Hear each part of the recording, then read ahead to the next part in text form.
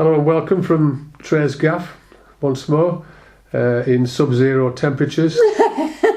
I'm still wearing my coat because she won't put the heating on, but Can't never mind. afford it. Many people can't. It's podcast time again. We were going to continue with the anger issue that we touched on in the last podcast, but we decided that we're too angry to talk about it. But we will come back to that one. But we thought there's a recent occurrence where John Chalice, who was also known as Boise of Only Fools and Horses, died sadly from cancer. And we, as a charity, no, it wasn't a charity at that time. I don't think we'd actually registered then, had we? At that point? No. Before we became a registered charity, myself and Mark and Nigel and Raymond, lovely Raymond, went to a book signing that John Chalice was holding at Waterstones in Carlisle, and it's a memory that will remain with me forever until my demise, and Raymond was a major part of it. And we thought it'd be nice for Raymond's memory, after the way that things panned out and he went so quickly. We never got a chance to find out where he was interred. We never got a chance to go to his funeral. There was no real closure on that, and we just thought it'd be nice to do a podcast that reflected the joy and fun that Raymond brought to us. And this book signing was one of the ones that I still chuckle about now, because we pushed in the queue of people in Waterstones to talk to John Chalice, aka Boise, and Raymond, as ever the superstar, standing next to John Chalice with the hands in front as usual, doing the kind of Liberace thing. John Chalice, by the way, was a lovely man, very, very un-superstarish like, although he was pretty well known through Only Fools and Horses. And he decided with Raymond to teach him how to say Marlene. and just think about this, because all these people in Waterstones giving us the dead eye while we were at the front with John Chalice. Boise started off with the Marlene. Okay, Raymond, your turn. And Raymond went, Marlene. And John Chalice said, no, Raymond, it's Marlene. Well, the people that weren't giving us dead eyes were in rapturous laughter, as were we. And we just wanted to mention that, just to kind of highlight exactly how important Raymond was to us and to many other people. Yeah. And because Trey spent quite a lot of time with Raymond, she got a lot of memories as well, and not least of which the sad one where we actually went to see him before he passed away. Yeah. Which was not pleasant at all. At the home in, was it Stainburn, I think? Stainburn, yeah, before they moved him again. We didn't expect that, and it was a real shock, because the time before that, I think, would have been down...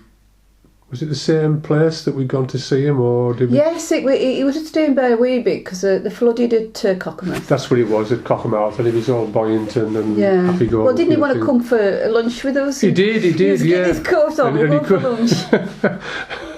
And, we didn't really understand the extent of what was going on there at that point. We knew he wasn't right, and the dementia was starting to become more progressive. But that last day was not nice at all. It was very, very sad. But it didn't stop us from remembering all the good times. And because Trey knew him really well, I just thought it'd be nice for Trey to mention some of the things that some of the time she spent, and of course to train as well in working to. Oh yeah. Just to mention some of the things that she remembers about Raymond. Yeah, I mean, Raymond was the first person that, apart from myself, that made me feel welcome when I first came to it was a group, wasn't it? Unincorporated group. It was. At that point, and I was coming to meet people to say about doing craft sessions. Yeah, that's right. And Raymond ran up to me with his badge with his name badge. I'm Raymond, you know. Was this whilst he was wrapping his legs around you? Yeah, that was before he started doing that. I remember that was before.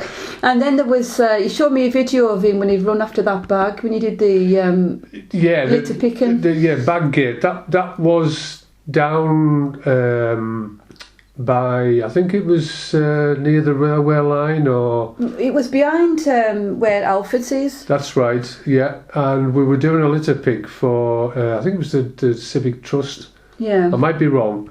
And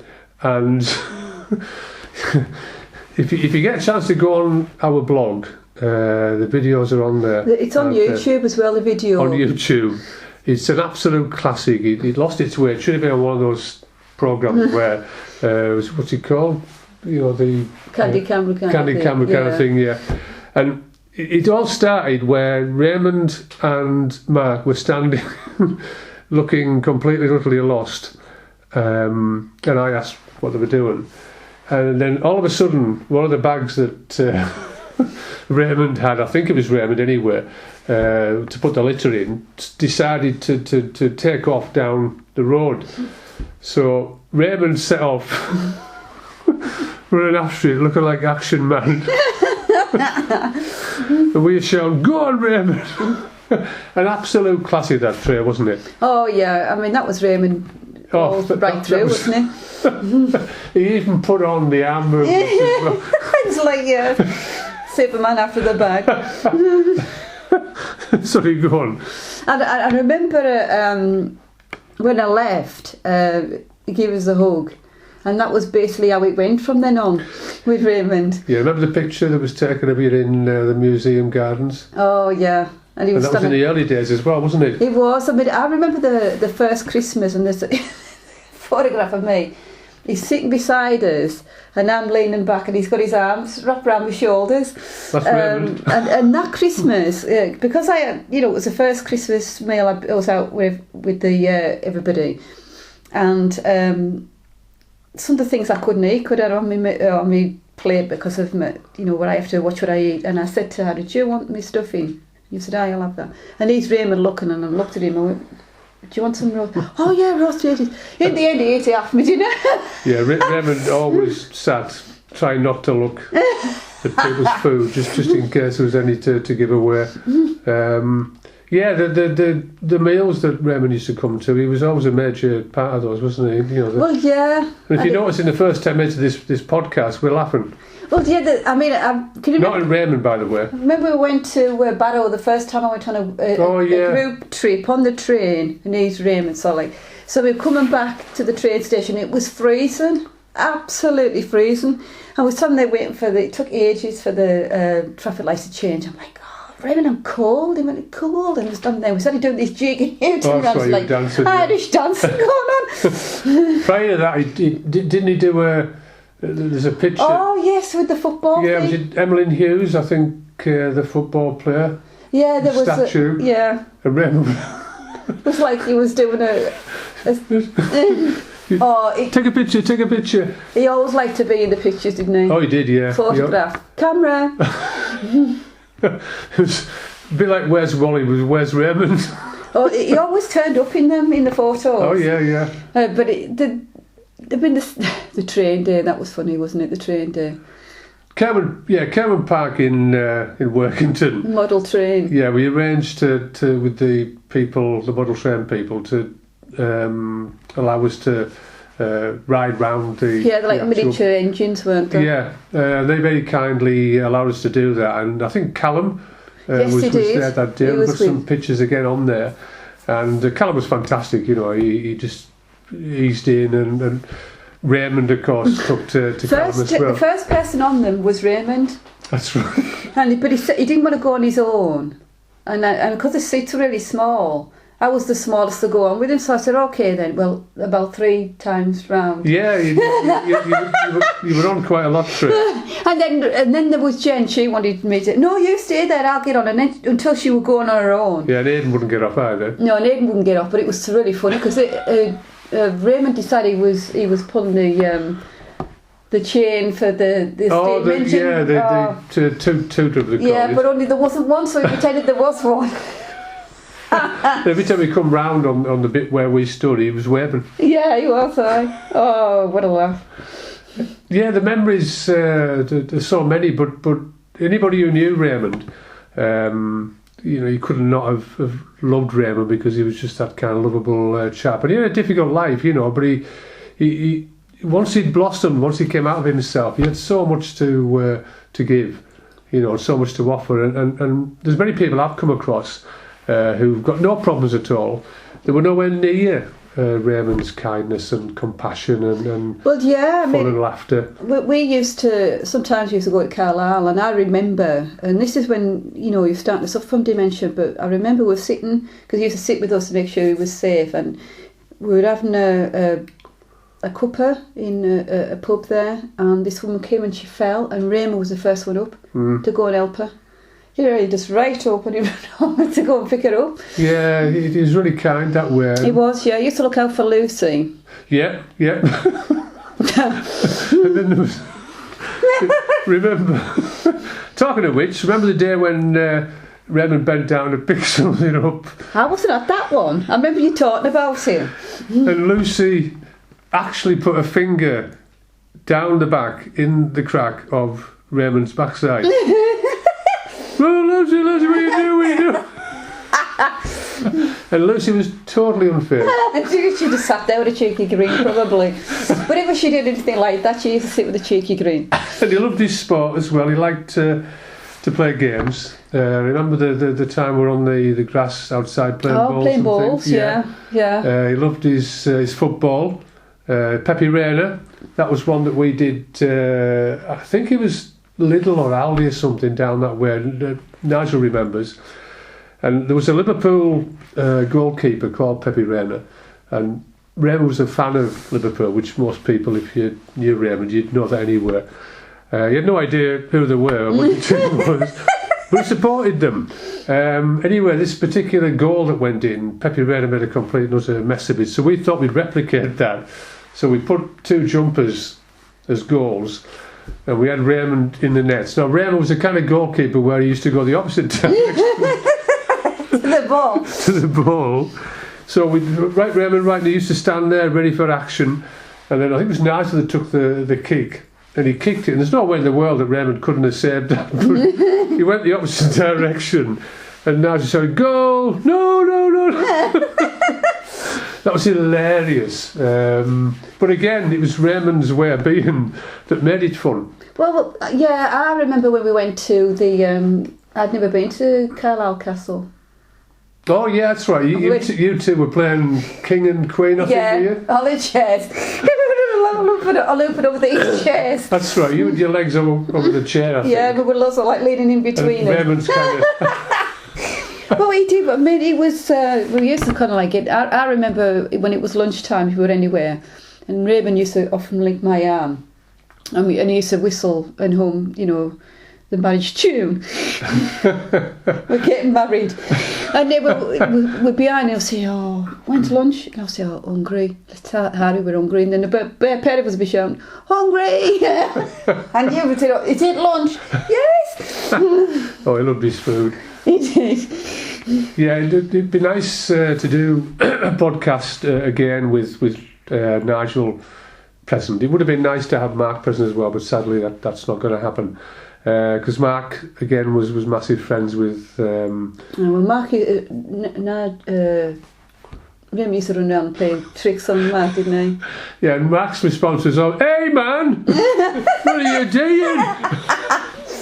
But they were really good friends, and they were friends through difficult times. They were both dealing with difficult lives as well, but they always found the time to have fun. And there was a classic one in the car at Wigton where we were. I was driving through with Raymond was next to me Raymond was in the back, I think, and Nigel was in the front. I remember you saying he was in the back. Yeah, and I think it was Nelson Thomas and school who got out. We finished for the day. I think we'd been painting some railings on a Catholic church down the other end of Wigton, and we're coming down, and all these school kids were coming out.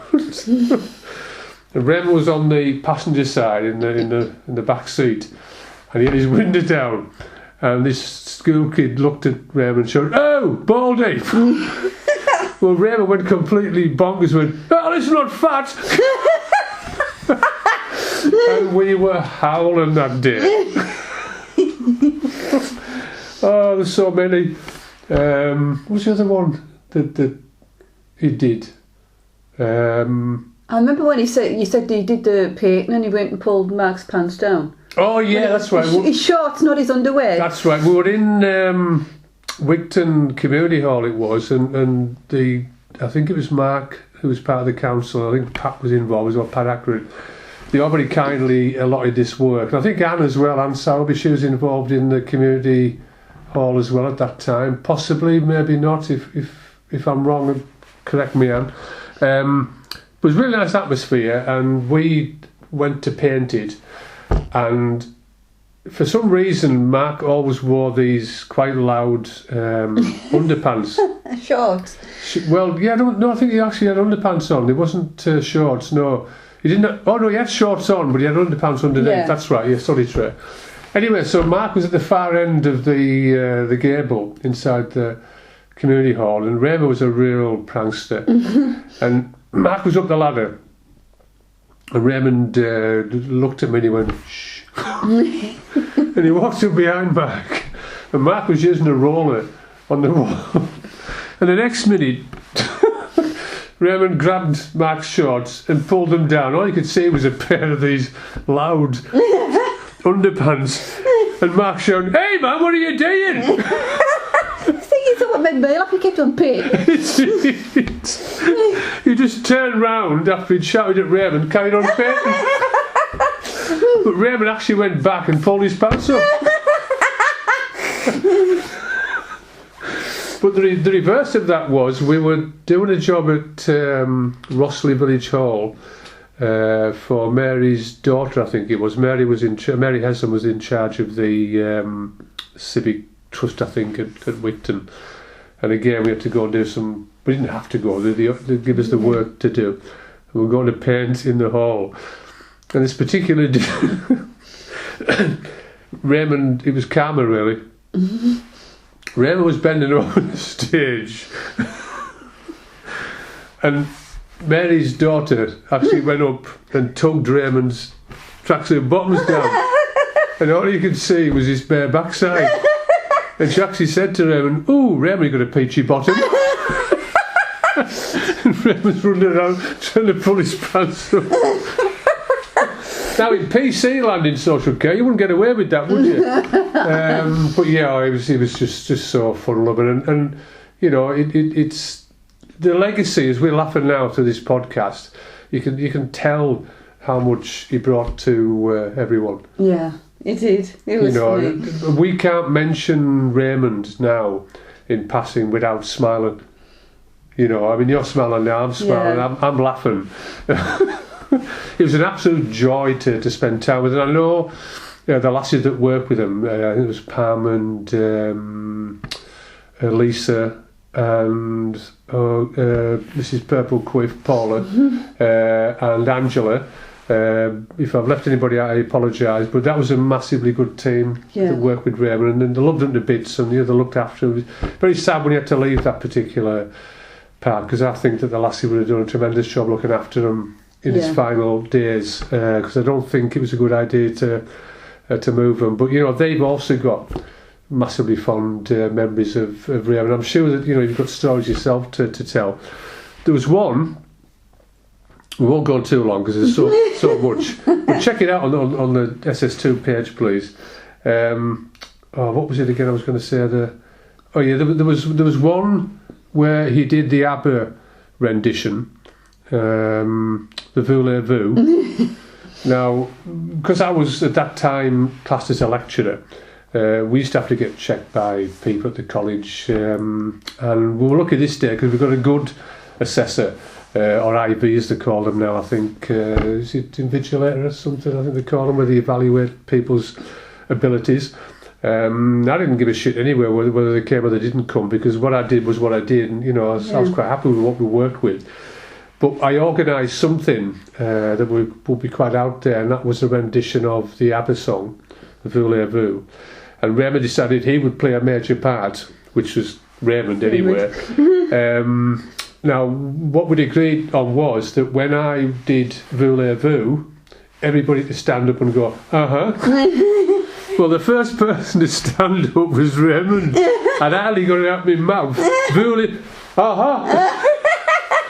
And the assessor was in hysterics. So, I mean, a lot of people that come, or used to come anyway, were very staid and stoic and didn't want to show that they were enjoying the song. But this particular woman, and she come to me at the end and actually shook me out and said, "Do you know something?" She said, "That is the best session."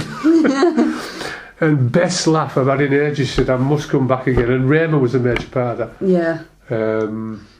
So many memories. And I like Dave Evans. Tremendous chap, Dave. Dave's on my Facebook page. You'll probably see him. He also does blacksmith work as well. He makes some really good items. Dave and Raymond were absolute joy. They used to do a dance together. And Dave used to say things to Raymond that Raymond would. It's almost like Raymond would say something back, and then Dave would say something, and they almost like they knew what each other was going to say. And he used to call him my little ginger gay. And of course you couldn't. I mean, it's okay now because Dave doesn't work in social care, so it's fine. But you couldn't have got away with that in PC land. But Raymond loved it. Yeah. And he used to shout, "I'm not gay." And then another day, "Oh, buddy gay." Remember he loved Elvis, and he used to dress up like Elvis and do his bit. Yeah, I mean, one of the earliest memories of mine for Raymond, because he used to always, tell you that he was a Elvis fan, and I decided, well, okay, it might be good this, but Dave said he did a rendition of an Elvis Presley song, so we set it up, and I mean, I still laugh now, because I expected that this was going to be like, yeah, right on, and Raymond actually dressed up, and he had an old wig, and we got a microphone, and then we put, I think it was Suspicious Minds. Yeah. And how it went was, Raymond did nothing apart from stand there and just do that with his fist on there, and then he'd go, "Thank you very much." I remember now just saying, "Is that it?" And Mark's going, "You haven't started, man. Come on." So that was it. That was Raymond's Elvis impersonation. I know when he did that, what was it, breakdancing kind of thing at Mark's 50th. That's right, sorry. In the middle of the dance floor. Oh, that was funny, that. he could just, he could light up a room, couldn't he? He just had that. And when you think of his short life and you think of, what he endured and, given his disability as well, he still took the time to care. Yeah, he did. And again, you won't come across many people like that in your lifetime that are carrying such a burden but can still give so much to people. And that's, for me, why I think Raymond's memory should always be celebrated. Oh, yeah. And on a regular basis, we talk about celebrities where, you remember people. But this was in normal everyday life. Yeah. And he probably gave 100% more than some of these people who were loaded with money. And he lived a fairly frugal life. Okay, he got on holidays and stuff like that, but he still lived with the condition. Yeah. We're going to come back to this, by the way, because I'd like to mention some of the other things as well that you will find on our Facebook page. Maybe post some pictures on our Facebook page of Raymond enjoying himself. Yeah. Just isolate certain ones that we, believe reflect that. Well, there's a video on the YouTube channel, one of the earlier ones, where Raymond was doing what was it? He was mimicking Stevie Wonder with sunglasses on. In the middle of the cafe, wasn't it? That's right. At the train station. I mean, just like you do. Every so often you'd feel this little nudge and, they'd be doing something. And there was one, he did Dennis Taylor, the snooker player. I mean, this was supposed to be a serious health and safety video, and for some reason it turned into a comedy show. I turned round and Raymond had these safety glasses on with a painting, what do they call them things? A long sticky. But, the poles for the roller. Yeah, bent over this radiator doing an impersonation on his tail. And then there was a ready to lift one. Another health and safety one where we were using scaffold, and I was trying to introduce people to how to work together, teamwork. And again, you must check this video out because it's hilarious, because it ends up where Raymond actually blames Mark. Actually Raymond's fault. Come on, man, come on. And they had the mantra of, are you ready to lift? And it didn't quite work out, but check it out anyway, it's hilarious. Yeah, I mean, he just used to come out of nowhere with Raymond. You know, he just was an absolute star. You know, you have these Hollywood things where stars put their mark on something, or what's it called? They put the ant in the Hollywood. You should have something like that in Whitehaven for Raymond. Even a statue. Yeah, because he was well known in Whitehaven. Oh, absolutely. Yeah, well liked as well. Yeah. He wasn't just patronised because of his disability. He was genuinely liked by people. Yeah. And that is a rare quality of that, isn't it? It is. I don't know what it's like. But just before we sign off, because I'm aware now that Trey's going to have a lunch, and I'm going to see Nigel, who's had a bit of a dip at the moment, but we'll come back to that, because I'm hoping that Nigel can maybe talk a bit about that on a podcast. But just to finish off, this was an absolute peach of a moment. And there was a programme, Max and Paddy, where Peter Kay used to look at Paddy McGuinness with that kind of look. And he'd go, oh, funny, aren't you?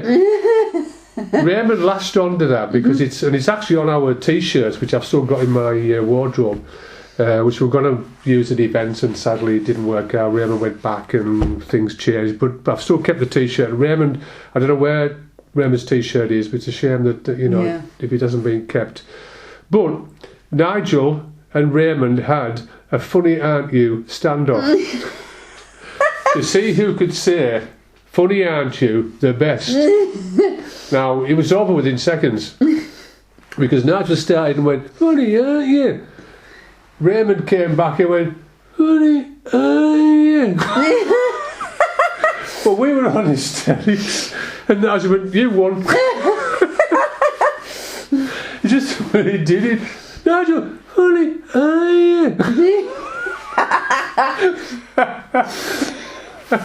So we're laughing now, and that's what is left. So if you've got any comments when this podcast gets posted about Raymond and the memories you've got of Raymond, then please do post them, because I'd love to hear them. Yeah, definitely. Yeah. Anything to add, Trey, before we finish? No.